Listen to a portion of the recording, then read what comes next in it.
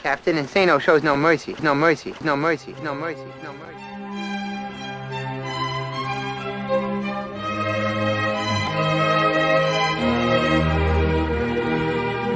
Straight cash, homie. Yeah, it's gonna be a long day. What's up, guys? Welcome back to the All Day Football Show. I'm Ivan Vargas. Overtime with the Vikings and the Ravens, and right now Anthony Barr with a huge tip interception to himself off of Lamar Jackson right at the line of scrimmage. Yeah, the Vikings get the ball. It looks like it's in their territory at the 30. I can't see where the ball is placed right now. It looks to be about 30, 40-yard line, just short of the 40-yard line right now of Minnesota. But huge play. Next score wins for the Vikings, so I'm sure they're gonna try to play it safe, play it smart, try to set themselves up in the middle of the field for a field goal kick. Take as much time off the clock as they can. You need to pick up first downs, remember that. But the main thing is protect the football because the next score does win if you're Minnesota. What a hell of a game, to be honest with you. The fourth quarter was insane. Back and forth, both teams went. You got to give credit to Baltimore, who was down virtually the entire first. Well, I would say more than that, but the first half and about the third quarter. So majority of this game, they've been trailing. They fought all the way back. Give credit to Lamar Jackson, who, like I said, does it all for Baltimore. But huge interception. Just got in the throwing lane. Anthony Barr was able to tip it up in the air. Presence of mind to get his head up, get his head around, and intercept the football. But 31-31, 6 minutes left on the clock in overtime. You have a couple of games right now that have just finished. You have Houston losing to Miami 17-0. You have the New York Giants that beat the Las Vegas Raiders 23-16. And in that Cincinnati-Cleveland game that I thought was going to be a better game, especially for Cincinnati, ended up being a laugher, 41-16, Cleveland over Cincinnati. And if it was kind of weird to watch happen, especially in the first half. 20 plays spotted to Cincinnati. They had two possessions where they really drive in the end. Honestly, the only reason they had back-to-back possessions like that is because they threw that 98-yard interception. But still, you're able to move the ball at will for majority of that first half, and then you just couldn't do anything after that. It was just like Cleveland had a spark as soon as they had that 98-yard pick. It sparked them for the rest of the game, and it just seemed like Cincinnati was flat after that, regardless, even with responding to that pick six. They were just flat. The defense got ran over by Cleveland. I thought the Bengals defense was going to do what the Browns defense did to them, and it was not the case. 41-16 Cleveland over Cincinnati. New England beats the Carolina Panthers 24-6. There's a couple of surprises here today, for me at least. You got the Atlanta Falcons winning 27-25 over New Orleans. New Orleans was down big in that game. I mean, they were down, I think, 24 to, if I'm not mistaken, 6. Could have been 9. I'm not have to look back at it, but they were down big in that game. They fought all the way back, but come up short by 2 points to Atlanta. Then you have Denver beating Dallas, and it wasn't really close. I thought it was going to be kind of a fluke first half for the Dallas Cowboys, but it wasn't that. Denver pretty much controlled Dallas. They had a horrible offensive performance, one of the worst offensive performances of Dak Prescott's career. Maybe it's just a call it a mulligan or whatever have you, but that one looks bad. Denver has a pretty good defensive coaching staff, led by their head coach Vic Fangio, but they just traded off their aging, but yet one of the faces of the franchise, a guy that won a Super Bowl with them, Von Miller, just traded him off.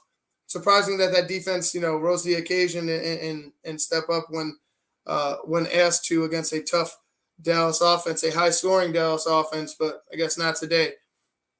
And then you have right now, like I said, overtime, 5:11 left, 31-31. Baltimore has the ball back. Looks like they're moving. 1st and 10. Passed on to Hollywood Brown. Baltimore's been Baltimore has been doing a hell of a job keeping the receivers in it.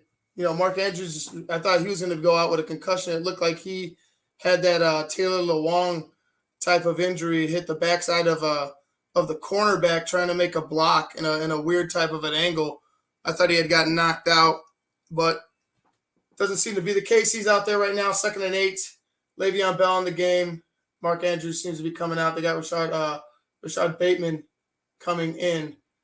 4:25 on the clock and ticking, 31-31 with the Baltimore Ravens in possession. It was a hell of a first half. Hell of a first half for the Minnesota Vikings, but it just seems that they weren't able to hold on. I mean, you need to score touchdowns. I said it before. It just seemed like they weren't able to put the ball in the end zone when they had the opportunity. And then, like I said, Baltimore's defense was able to come up with some big stops late in regulation, able to keep their offense in it. Lamar with that pick, 3rd and 1, but then it come up back to bite them. Next score win. So 3rd and 1, if they could big play over the middle, I would say after this, if they could pick up this first down, they need something. They need something to Mark Andrews over the middle. If they can find something there, I think they're in good shape to set themselves up for a game-winning field goal with Justin Tucker. I trust Justin Tucker more than probably any kicker in the league right now. I mean, most kickers seem to be struggling. Justin Tucker seems to be getting better with age. And, looking back, there hasn't been very many. I mean, you have a Robbie Gould. We've seen a Robbie Gould in Chicago. We've seen some solid kickers, obviously, with Vinatieri. You had a big run by Freeman. Looks like he got picked up about 15 to 20 yards on that run. So not a big play over the middle of the field. It's a big run to the right side of the Minnesota, or the left side of the Minnesota defense. Gains about 15 to 20 yards. Devontae Freeman still running the ball after his Falcons days. Gets the ball again. Flag on the play. Yeah, it was a good game, good first half, good overtime set so far. Looks like it's going to be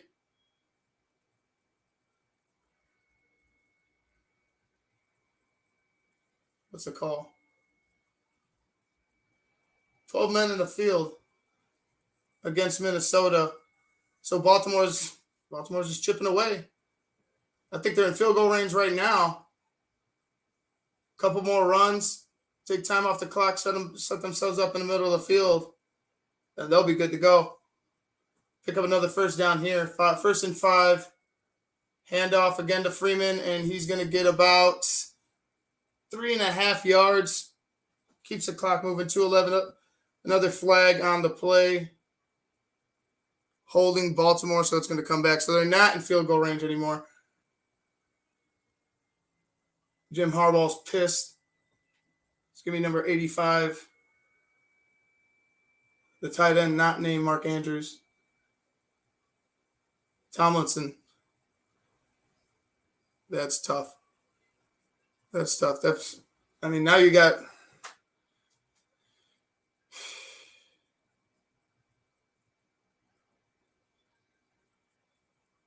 you're in field goal range, but that's going to be no, hell no. That just took you out. Swing pass to Hollywood Brown. Looks like he gets about 7. Is that another flag on the play? Jeez, let him play it out, refs. What the fuck is going on? Is it another penalty on Baltimore? Illegal formation on Baltimore. So they've completely taken themselves out of field goal range. Lamar Jackson, 26 of 40, 253, 3 touchdowns, 2 interceptions, 2 minutes and 6 seconds left in overtime. It's now 1st and 20 Baltimore. Geez, look at those penalties. 8 penalties for both teams, 107 for the Vikings, over 60 in penalty yards for the Baltimore Ravens. both teams undisciplined today. Both teams helping the other out. Play action. Lamar drops back, slings it out. Got Hollywood Brown, and he's going to pick up about, I want to say he's going to pick up about half of it, more than half of it. Second down, what did he grab? They're going to go to commercial, and we're not going to see what he grabbed. All right, so yeah, the Ravens driving right now. 1:58 left to go, and we're going to get a commercial from fucking Flo instead of seeing where that ball was placed. Cousins was doing a decent job, Rashad. He wasn't ass. It was just, it seemed like the Vikings took their foot off the gas late in that third quarter, going into the fourth quarter. I don't know. To me, the Ravens, even when they were down, always seemed like they were still gathering momentum. It's just gathering momentum. And never, to me, did it seem like the Baltimore Ravens were out of this game whatsoever. It just, you have Lamar, you have a couple solid running backs that are, older veterans. Oh, I agree. No, I agree. He's not. Trust me. He's middle to lower tier. If you put guys around him, they make him look like he's spectacular. But he's mid to low tier, in my opinion. I mean, he can make some throws. But I feel like you need a whole hell of a lot to put around a Kirk Cousins in order for him to succeed. And it starts with his offensive line. Right now, they're doing a decent job. He has a running game, so that's making up for some of his flaws. He's not able to completely go bonkers and throw 40 times a game because you have a good running back like Dalvin Cook. I mean, you got solid receivers. You got Jefferson. You got Thielen. Right now, Lamar under center. Play action. It looks like it's a design quarterback run, and Lamar digging for some yards. It looks like he's going to pick up about half of the 5. It's going to be, is it third down now? Third down. Vikings take their final timeout. What did he pick up? Third down. It looked like he picked up about half of it. So we're talking about maybe 2.5 yards. 3rd and 2. 1:51 on the clock. Design quarterback run. That was all right. I mean, he lost the gain, I guess. But, I mean, Devontae Freeman was pretty much doing that. Doing that without having to lose. He could have probably got you a little bit more. Maybe he picks up the extra 2. Le'Veon Bell gets through up the middle. He picks up about, it was 2nd and 2. It was 3rd and 2, and I think he picked up about 15, 12 to 15 on the carry for Le'Veon Bell, number 17, which is just weird to see still.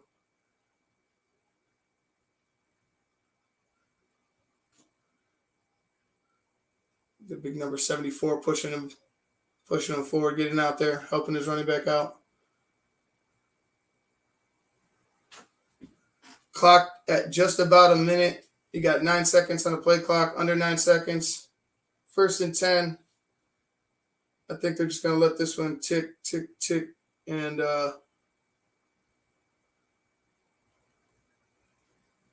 Baltimore uses a timeout. Yeah, they're gonna drain the clock as much as they can and let Justin Tucker go out there. He's probably telling them right now, protect the ball, stay in the middle of the field, don't do anything stupid. I mean, you don't have to tell Lamar that. Lamar doesn't do anything. I mean, protection with the ball for me, and with any running quarterback, any athletic quarterback, but especially Lamar because he does it so many damn times. It could be a design pass, but Lamar's gone because the play breaks down. The offensive line hasn't been wonderful for him, but they've been doing a good job running the football, which is what the Ravens do. Staying in the middle of the field. Probably staying on that left hash, it looks like.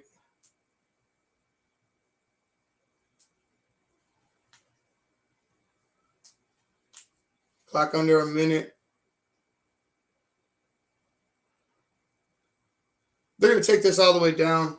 So you got about maybe 1 to 2 more plays. Well, probably one more play because you're going to burn this time out. You're going to send Justin out now.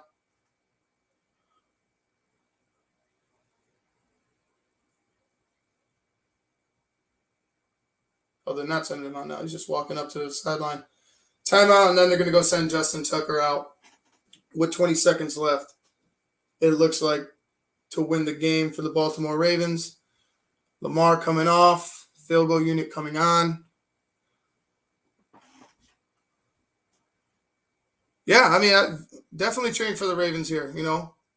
3-5. It keeps keeps second place alive in the division.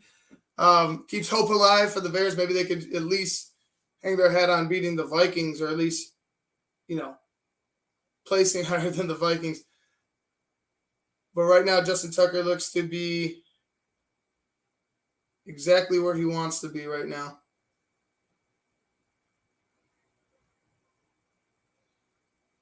Snap, kick, good.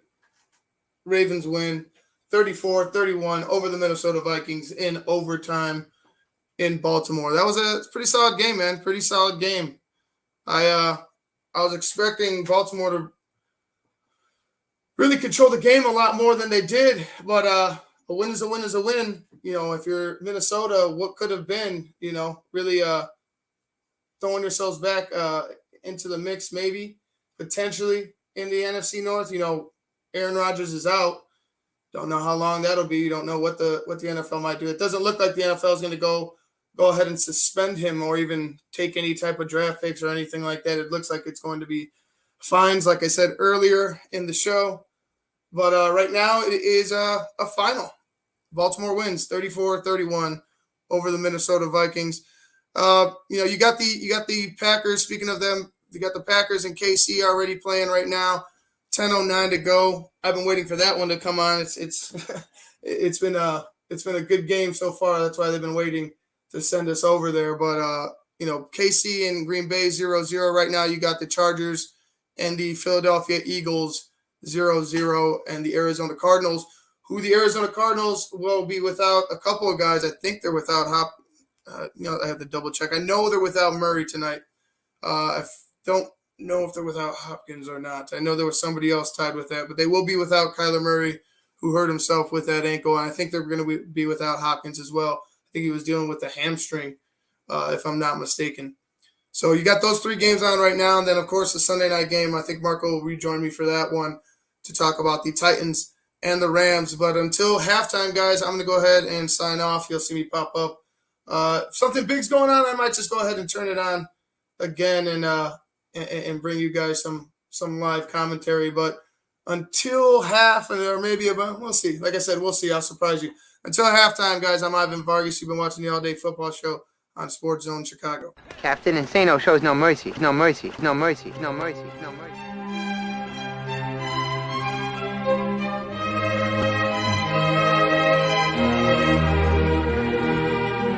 Straight cash, homie.